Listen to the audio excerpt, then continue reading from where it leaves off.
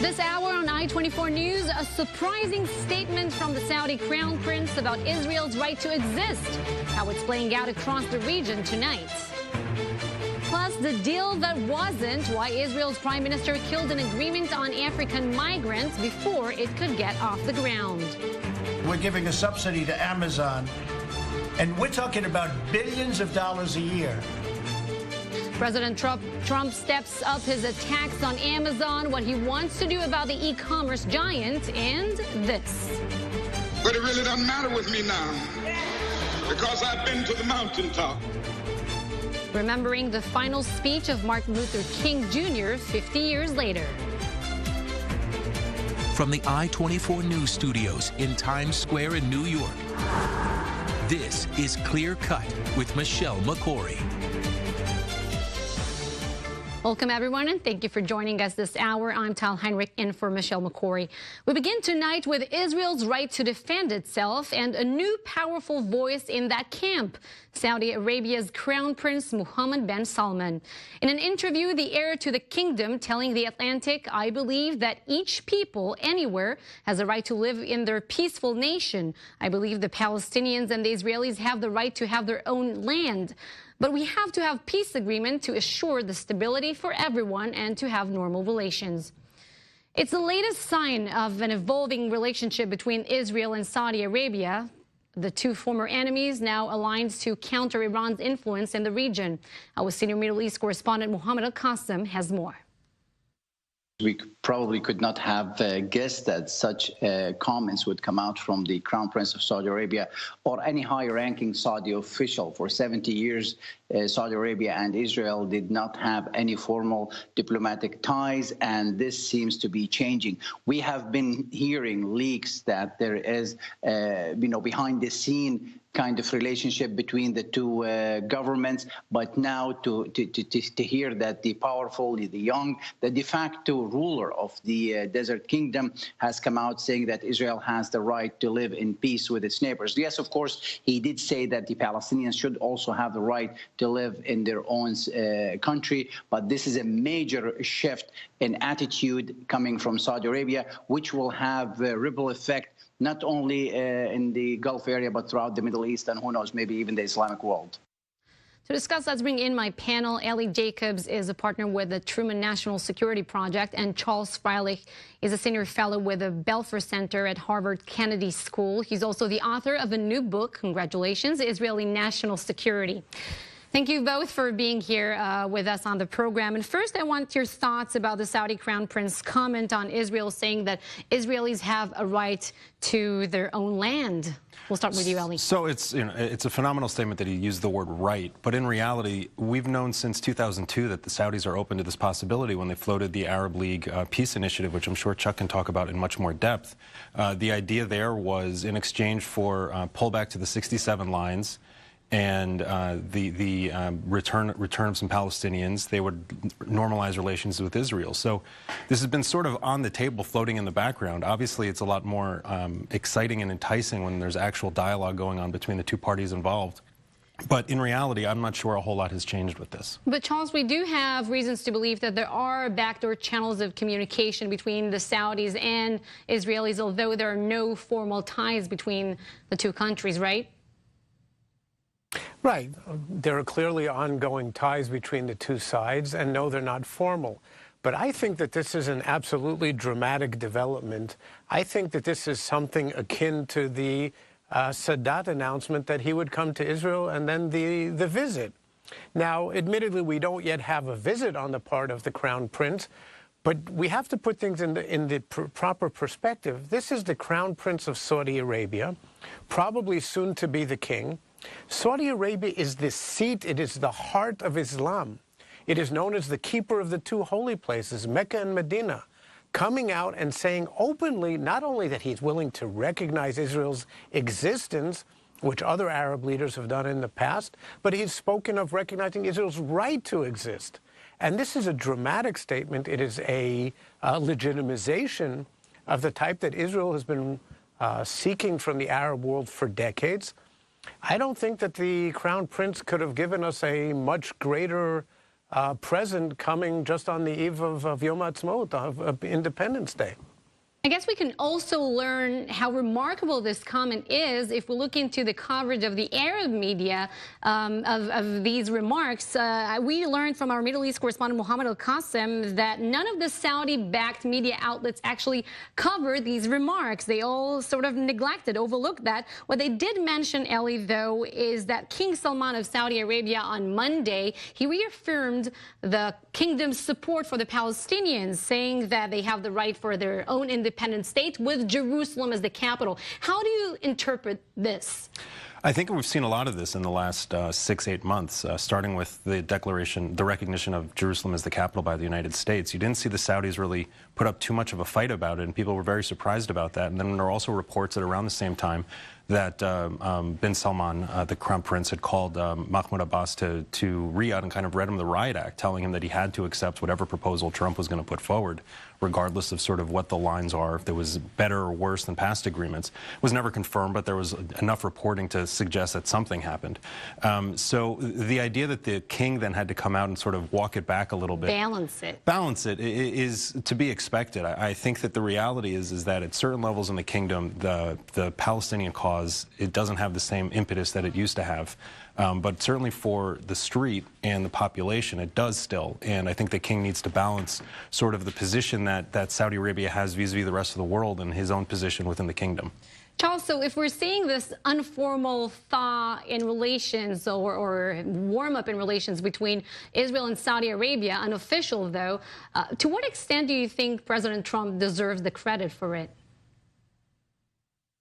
I think that this is a process which, as was said before, is a long time in the making. I think it probably would have happened in any event. But yes, the president does deserve credit for a dialogue with the Saudis in which the peace process is playing an important role.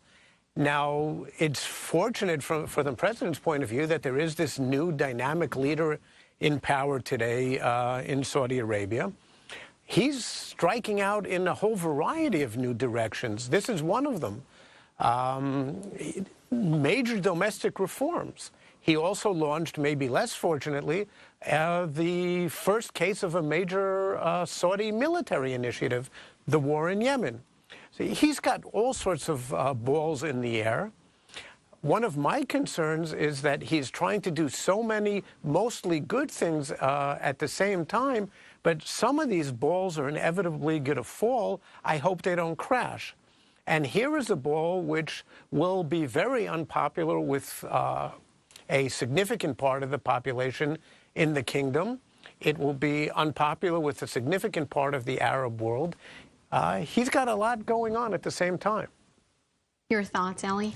He's 100% right. I think that MBS is really having to balance a lot of things. I mean, there's the reality that something like 70% of the population in Saudi Arabia is under the age of 30, and the vast majority of the economy is based on petrodollars, based on the idea that oil will be $100 or more a barrel. It's $62 a barrel and more, and everybody's expecting it to fall even more. So he himself has said in public that he has about 20 years to completely reconfigure the Saudi economy and culture, really.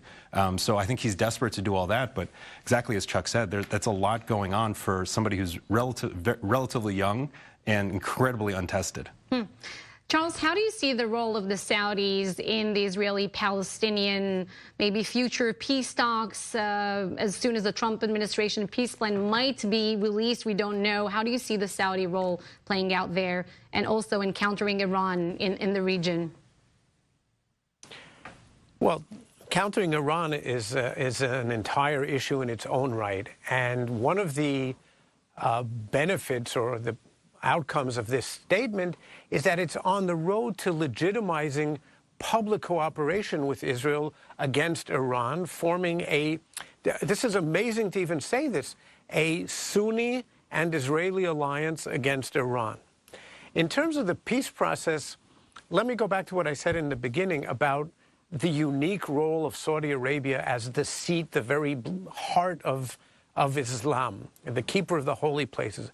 If you now have the Saudis openly, almost embracing Israel, speaking of Israel's right to exist, yes, they they have to make it contingent on progress with the Palestinians.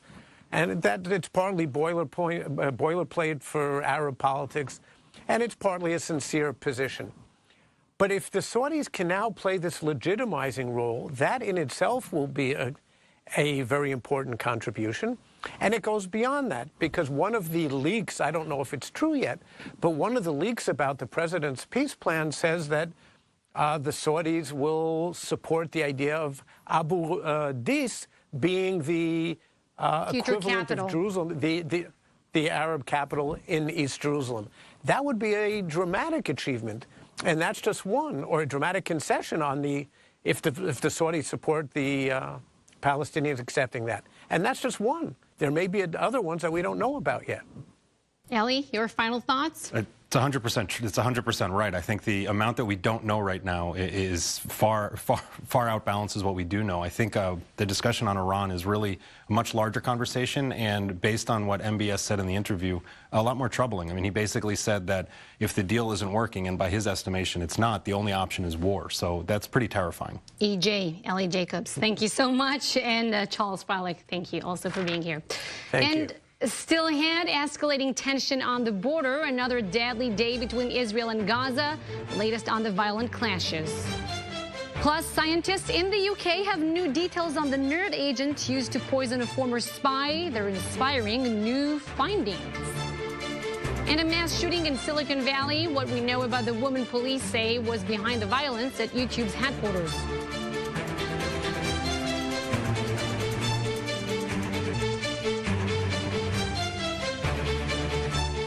Welcome back. Israeli forces shot and killed a Palestinian on the Gaza border on Tuesday. The 25-year-old was reportedly involved in a fifth day of clashes along the border fence. It comes after 18 protesters were killed on the deadliest day in the region in years. Our senior defense correspondent Shai Ben-Ari explains. Yes, well, clashes continuing today on the Israel-Gaza border at 4 different locations, with several hundred Palestinians clashing with Israeli forces positioned here along the border. There was at least one fatal consequence as a result of this, one Palestinian being killed, according to the Palestinian Health Ministry, and the Israeli army actually releasing a certain video providing some context for this particular incident, showing a number of Palestinians basically breaking through the Gaza border fence, momentarily stepping into Israeli territory, then quickly returning to Gaza. We understand that the IDF actually responded to this incident with gunfire. That is not shown in the video. And this, we understand, was the same incident, in fact, in which that same Palestinian was killed, according to the Palestinian Health Ministry. So this is perhaps similar to some of the events that happened on Friday. In terms of the level of violence that we did see today, it didn't really recall the same levels that we saw on Friday. We're talking about a much smaller scale, but it could indeed pick up again this Friday when we see people not necessarily going to work, but more free to join the protests. And we could very well see thousands again gathering at these different rallying points at different locations across the border. We will keep you updated on this situation as it progresses. Shai Ben-Ari, I-24 News. The leaders of Russia, Iran, and Turkey are meeting to discuss the future of Syria. Iranian President Hassan Rouhani arrived in Ankara today. Russian President Vladimir Putin is already there, meeting with his Turkish counterpart, Recep Tayyip Erdogan. Iran and Russia have been the world's most forceful supporters of Syria's government in the 7-year-long civil war, now going in its 8th year. Before leaving to Turkey, Iran's president denounced the U.S. and Israel for their roles in Syria. And President Trump says he wants the U.S. to leave Syria as soon as possible, but he says he won't do it until ISIS is completely defeated. Our senior diplomatic correspondent Nina Larson is in Washington, D.C. with more. Yes, Tal. Well, President Trump is increasingly at odds with his own officials due to the public statements he's been making. But we have to put this into context. Washington is without a Secretary of State and without a national security advisor at the moment. And U.S. Syria policy has been unclear at the best of times. But let's listen to what President Trump said earlier today. I want to get out. I want to bring our troops back home. I want to start rebuilding our nation. It's time to step back from Syria, says President Trump, but the State Department and Pentagon might disagree. We are in Syria to fight ISIS. That is our mission. and that mission isn't over, and we're going to complete that mission. The threat of ISIS has diminished, and it's not gone there yet. The Caliphate's strongholds in Iraq and Syria have fallen, but are ISIS fighters in retreat or simply regrouping? There still are some areas where they are present, and that we will have to continue to operate on. But the situation continues to become more and more complex.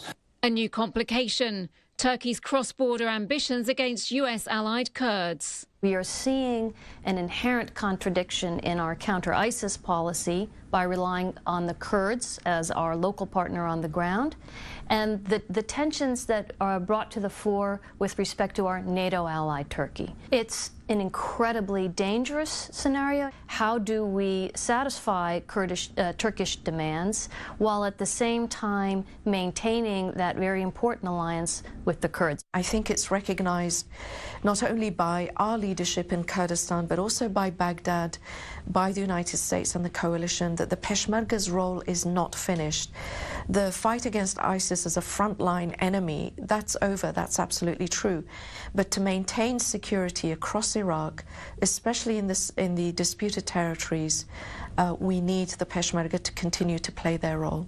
We've heard some very alarming rhetoric from President Erdogan this week about operations on the ground in Sinjar. We want to avoid a new conflict at any cost, and we're pleased that the PKK has made a peaceful withdrawal, and we hope that this will be the opening that Turkey needed. Mosul and Raqqa are in ruins. Al-Baghdadi may or may not be dead, but ISIS as an idea still lives. Well, there you have it, Tal. Those with intimate knowledge of what goes on in the ground, not just in Syria, but in Iraq, says that the U.S. fight against ISIS is far from over. President Trump also pulled some funding for Syria reconstruction, $200 million. That was announced over the weekend. Those funds are frozen. The U.S. promised them in the Rex Tillerson era just a month ago. Nina Larson, thank you. And coming up on Clear Cut, a backflip from Bibi. Israel's prime minister suspends a plan to send thousands of African migrants to Western countries, putting the brakes on a deal with the United Nations. And in Washington, President Trump is stepping up his rhetoric against illegal immigration. His new plan to put the military on the southern border.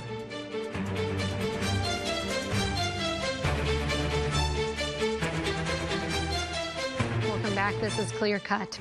Israeli Prime Minister Benjamin Netanyahu has officially scrapped a deal with the United Nations to resettle more than 16,000 African asylum seekers. Netanyahu reportedly bowed to pressure from his coalition partners, but he is vowing to find a way to remove the so-called infiltrators. Diplomatic correspondent Eli Hochenberg has more. He came. This is truly a great achievement. He saw. I had to bring a new deal. But he did not conquer. I decided to nix the agreement. What was supposed to be a glorious diplomatic victory turned into a political nightmare. So what exactly happened? On Monday afternoon, Prime Minister Benjamin Netanyahu convened a celebratory press conference to announce a landmark deal with the United Nations on migrant deportation was achieved. Our achievement negotiating this deal with the UN is a great one. It's a huge success. We should feel blessed. The premier expected standing ovations that indeed came through, but from the opposite camp. A massive uproar made Netanyahu's earth move. Not only his fellow right-wing politicians, not just grassroots leaders who used to adore him, but members of his own ruling Likud party rose to be counted. Policy disagreement might very well be, but also a political arm wrestling. Netanyahu did not consult or even inform government ministers on the deal, and they, on their part, had to make sure such a thing won't happen again. And it worked. I am a full partner in the desire to get all the infiltrators out of here. This is why I brought an agreement to deport them to a third African country. But there are surprises, and this country backtracked, so I had to come up with a new deal, a better one. Shortly after, Netanyahu announced the deal is suspended. Decisions only after consulting all those involved. The next morning, it was already a done deal. No deal. I think it's a good solution. What's next? What are the diplomatic ramifications, policy fallout? All of this is up in the air. But Netanyahu has another mission now to make sure that what is remembered from this embarrassment is not the zig, but the zag. Not the fact he made a wrong call, but rather his attentiveness to his own base. Or in other words, sorry, not sorry. Ellie Hochenberg, I-24 News.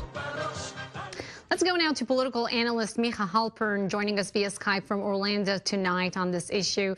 Micha, how do you explain Netanyahu's turnaround on this deal? It looked like it was going to be a win-win situation for everyone, for him, for the Likud party, for the migrants, for the citizens of Israel. So who could have been so unhappy about it?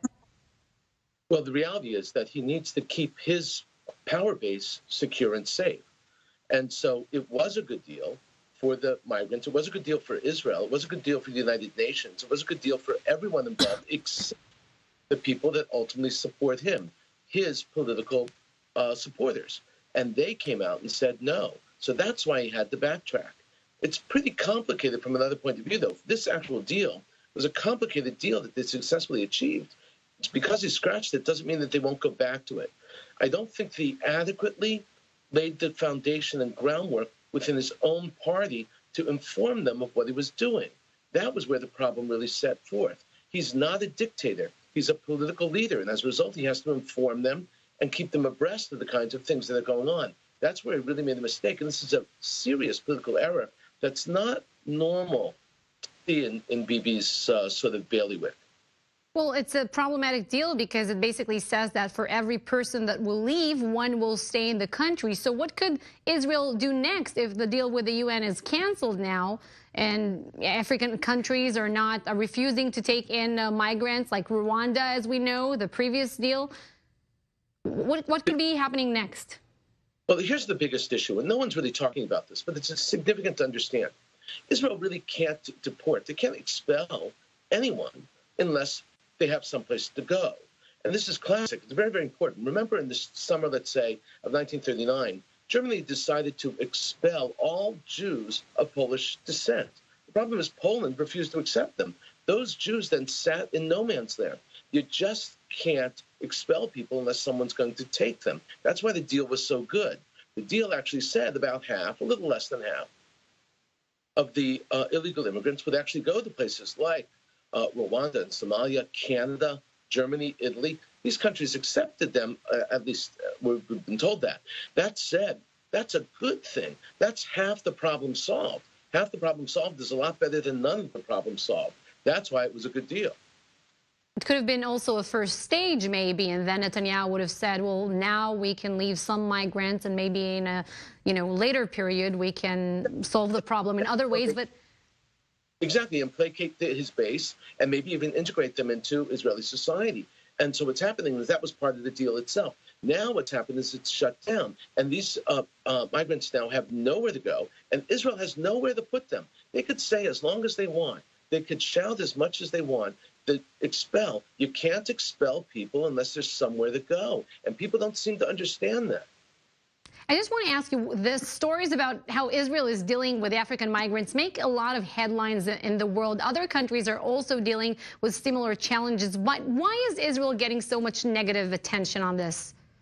This is a much larger picture, not just in terms of the migrants, but in terms of how and why Israel is a focus of attention in general in the world.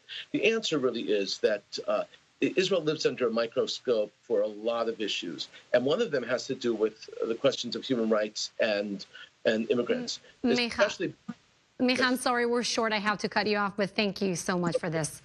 Always a pleasure. And in Washington, President Trump is also tackling migration. He's begun a new push for legislation to crack down on illegal immigration, saying he wants to send the U.S. military to guard the border with Mexico. Serena Marshall explains. Without his promised border wall, the president frustrated. We don't have laws. We have catch and release. During a press conference with Baltic leaders, he was focused on immigration and a new plan to secure the southern border. So we are preparing for the military to secure our border. The president first suggested sending the military during a lunch earlier today. I've been speaking with General Mattis. We're going to be doing things militarily. Until we can have a wall and proper security, we're going to be guarding our border with the military. The comments followed this morning tweet and this weekend's barrage, which all began after a Fox News segment Sunday. Because they're breaking Mexican laws as well. On a semi-annual protest march that takes those seeking political asylum from Central America to an official U.S. border point of entry. But the president can't deploy the military within U.S. borders without approval from Congress. The National Guard could be sent, as they were during previous administrations, but only for surveillance and administrative support. Another option the president's trying, pressuring Mexico to stop the movement with threats over NAFTA and aid to Honduras. I said, you really have to do it. We're going to have a relationship on NAFTA. We're going to have to include security in NAFTA, so it looks like it's been broken up. But according to the organizers, the Mexican government met with those migrants and issued transit or humanitarian visas, allowing many of them to continue their trek north. That was Serena Marshall reporting, and still to come on Clear Cut. 50 years ago, Martin Luther King Jr. delivered his final speech. We remember his final days when Clear Cut continues.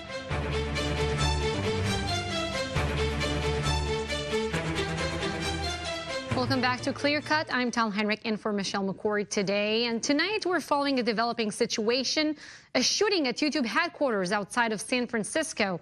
Police confirmed 4 people were hurt. Officials say the shooter, a woman, shot and killed herself at the scene. One man is in critical condition. Investigators are not saying anything about a motive for the shooting. We will keep you updated as the situation develops. 50 years ago today, Martin Luther King Jr. delivered his final speech in Memphis, Tennessee, now referred to as the mountaintop speech. The late Dr. King talked about human rights and the struggle for civil rights in America. Somewhere I read that the greatness of America is the right to protest far right. Well, I don't know what will happen now. We've got some difficult days ahead. But it really doesn't matter with me now, because I've been to the mountaintop. So I'm happy tonight. I'm not worried about anything. I'm not fearing any man. Mine eyes have seen the glory of the coming of the Lord. As you saw there, he ended that famous speech by implying that he might not live to see his mission complete. And the next day, he was assassinated on the balcony of a hotel. His shooting death led to an outpouring of anger and emotion and a nationwide wave of riots. Our senior national correspondent Michael Shore is in Memphis, Tennessee, where they are marking the 50th anniversary of King's assassination. Shore? Yeah, that's right, Tal. And, you know, just about an hour ago, I was walking through that church. It was the Mason Temple then. Now it's the Church of God in Christ here in Memphis. And you walk through and you can't help but imagine what it was like 50 years ago tonight here in Memphis. And it was terrible weather as well, Tal. And tonight there's an impending storm here in Memphis. It's almost eerie. And we had a chance to walk through Memphis to speak to a lot of the people, both who have been historians about it and who were there and witness to that history. But we also got a chance to examine some of the history that we hadn't talked about as much, at least in school when I was learning about it, which is how the Jewish community reacted to Martin Luther King. The eyes of the world turn toward Memphis, Tennessee this week as the city commemorates the 50th anniversary of the assassination of Martin Luther King Jr. But a lesser-told story here is that of Jewish Memphis during the Civil Rights Movement. Memphis is the Jerusalem of the National Civil Rights Movement. Rabbi Micah Greenstein has led Temple Israel in Memphis for 17 years. It's important, though, for Jews to remember that similar history is not the same as shared history. That when we said at Passover, Avadim Hayinu Ata B'nei Chorin, once we were slaves, now we're free, we came to America and called it the Golden Land. And our African-American brothers and sisters came here in chains. Jewish Memphis seemed a perfect partner for Black Memphis during the struggles of the 60s. Steve Cohen represents Memphis in Congress. Jews should understand and favor social progress and non-discrimination and tolerance and diversity, because we have been discriminated against and persecuted for generations and generations and generations. There was a symmetry and an affinity between the message of the Hebrew prophets and the black church. Rabbi Greenstein followed in the footsteps of Rabbi James Wax, who died in 1989 and is buried here at Temple Israel Cemetery in Memphis. The day after King was killed, it was Rabbi Wax who led a group of clergy downtown to the office of then-Mayor Henry Loeb, demanding that Loeb negotiate an end to the sanitation workers' strike. Mayor Loeb was the mayor when the sanitation strike happened in 1968. He was starting his second term. Otis Sanford is a professor of journalism at the University of Memphis. Wax confronted him. But, you know, again, Henry Loeb was a guy who was, again, defiance defined him. And he was not going to listen to anyone because he felt he knew what was best, and he was determined to make the case that this was a labor issue, not a civil rights issue.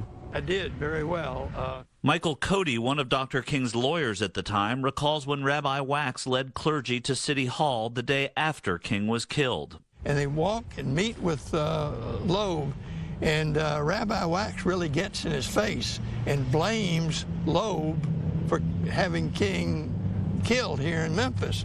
If he just had not been so stubborn and bullheaded and telling him, now we got to end this strike.